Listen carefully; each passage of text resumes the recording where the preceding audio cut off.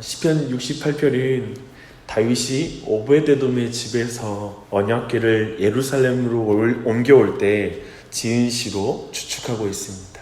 내용을 하나하나 살펴보면 그 시기에 있었던 일이겠구나라는 부분들이 많이 증거되고 있기 때문에 그렇습니다. 시 전체가 언약궤를 통한 하나님의 임재를 노래하고 있습니다. 그래서 언약궤를 중심으로 이스라엘의 역사를 크게 두 부분으로 나누어서 돌아보고 그리고 바라보고 있습니다. 그래서 특히 1절부터 18절까지는 모세의 시내산에서 다윗의 시온산으로 언약궤가 행진하는 것을 시적으로 잘 표현하고 있습니다. 그리고 19절부터 35절은 온 세상에서 영광을 받으시기까지 승리의 행진을 하실 하나님에 대한 간구가 담겨있는 내용입니다. 그래서 여기서 우리가 기억할 단어는 언약궤의 행진 그리고 승리의 행진, 이 표현을 기억할 필요가 있습니다. 언약궤의 행진을 시작하는 그림이 1절, 2절에 나와요. 오늘 말씀은 여러분들이 한번 눈으로 말씀을 쭉 보면서 여러분 한번 제가 말씀을 나누도록 하겠습니다. 1절, 2절에 우리 1절 말씀 한번 다시 한번 읽어볼게요. 하나님이여 일어나시니 원수들은 흩어지며 주를 미워하는 자들은 주 앞에서 도망하리이다. 광야 시절을 한번 생각해 보십시오. 언약궤가 들어 올려지고 행진을 시작하면 이스라엘 백성은 하나님이 일어서시는 것으로 이해를 했습니다. 그 표현이죠. 그 앞에 설 자가 누가 있겠어요? 그래서 이제 나오는 말씀은 그 앞에 설 자가 없어요. 대적은 연기같이, 미리 불 앞에서 녹음같이 대적들은 그 앞에서 녹아진다라고 말하고 있습니다. 여기서 미리 좀 어려운 단어로 보이는데 영어로는 왁스입니다. 그러면 불 앞에서 왁스가 녹듯이 라는 그런 표현입니다. 이제 회중들은 기뻐하며 찬송해야 될 이유가 분명해요. 3절부터 6절까지 말하고 있습니다. 하나님은 고아와 같이 버려져 있던 이스라엘 백성의 아버지가 되셨고요.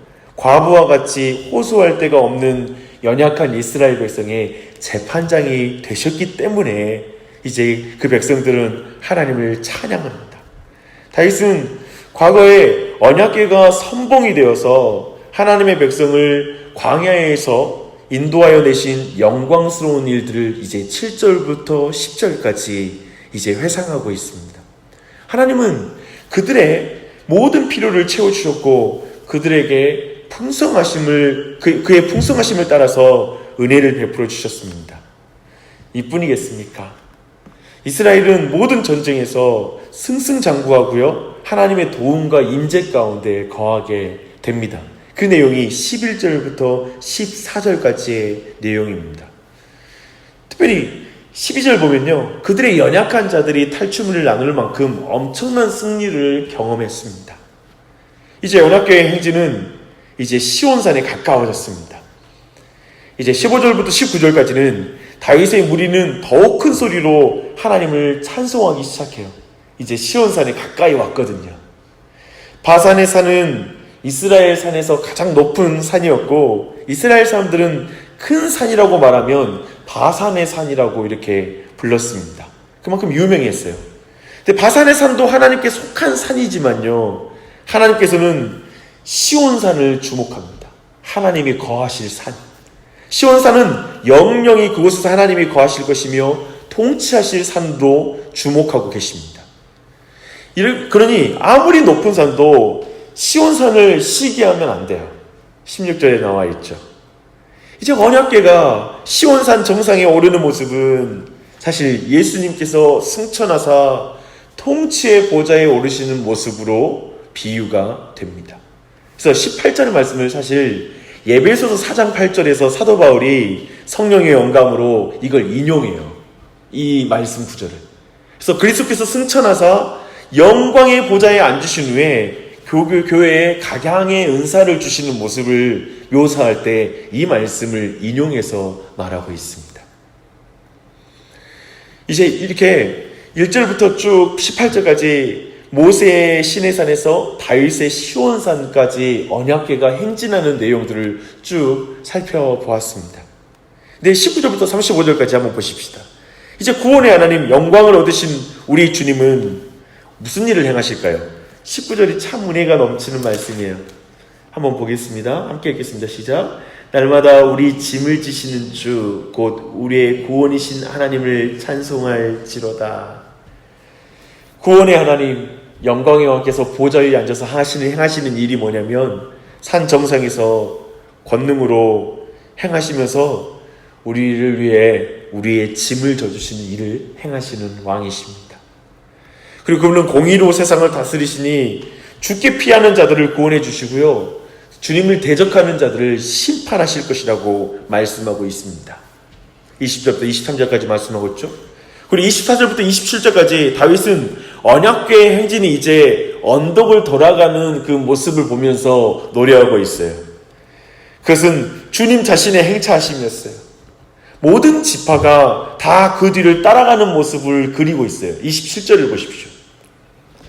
이 말씀 보면 주의 임재 앞에서 어떠한 분열도 다툼도 없어요.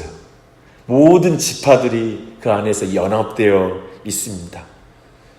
그래서 이 내용을 아까 제가 말했던 것처럼 오베데돔의 집에서 이 언약궤를 예루살렘으로 옮기는 거란 건 이게 바로 이제 다윗이 이 시기 바로 성전을 옮길 때의 장면이다라고 말하는 묘사하는 이유가 바로 이 말씀들 때문에 그렇습니다.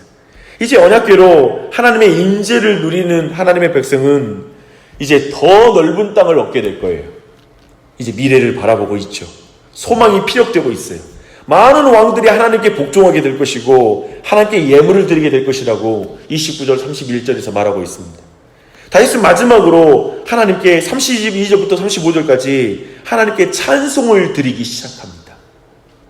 그의 찬송은 결코 자기 혼자서 드리거나 이스라엘 백성과 더불어 드리는 찬송만이 아니에요. 땅의 열방이 하나님을 찬송할 것이라고 32절에서 말하고 있습니다. 땅의 왕국들아 하나님께 노래하고 주께 찬송할지어다. 모든 능력의 근원이신 하나님이 이스라엘 위에 계시다는 사실 때문에 그는 감사와 찬송을 하나님께 돌리게 될 것입니다. 우리 32절부터 35절까지 말씀 함께 읽겠습니다. 땅의 왕국들아 하나님께 노래하고 주께 찬송할지어다. 옛적 하늘들의 하늘을 타신 자에게 찬송하라. 주께서 그 소리를 내시니 웅장한 소리로다. 너희는 하나님께 능력을 돌릴지어다.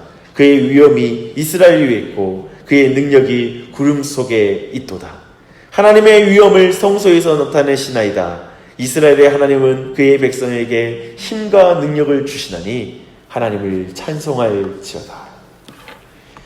다윗이 언약궤를 옮길 때 춤추며 언약궤를 옮겼다는 말씀이 있잖아요. 찬송이 가득하고 그 마음에 그 가득한 갈망, 왜 그랬을까라는 생각을 하잖아요. 다윗은 왜 그렇게 하나님의 언약궤를 예루살렘에 모셔오기를 갈망했을까? 그리고 그의 생애의 소원은 하나님을 위해서 성전 짓는 게, 시온산에 성전을 짓는 게 그의 갈망이었어요. 왜 그랬을까? 다윗은 늘 그 마음이 하나님께 향해 있었습니다. 이것은 하나님이 정말 다윗을 볼 때 기뻐하신 부분이었어요. 그래서 다윗이 모든 왕의 기준이 되잖아요. 다윗과 같은가 아닌가. 그것은 다윗이 성전을 사모하고 그의 언약궤를 사모한 것에 있습니다. 모든 능력이 하나님으로부터 나온다는 것과 모든 영광은 하나님께 올려드려야 된다는 게 철저하게 다윗을 사로잡고 있는 거예요.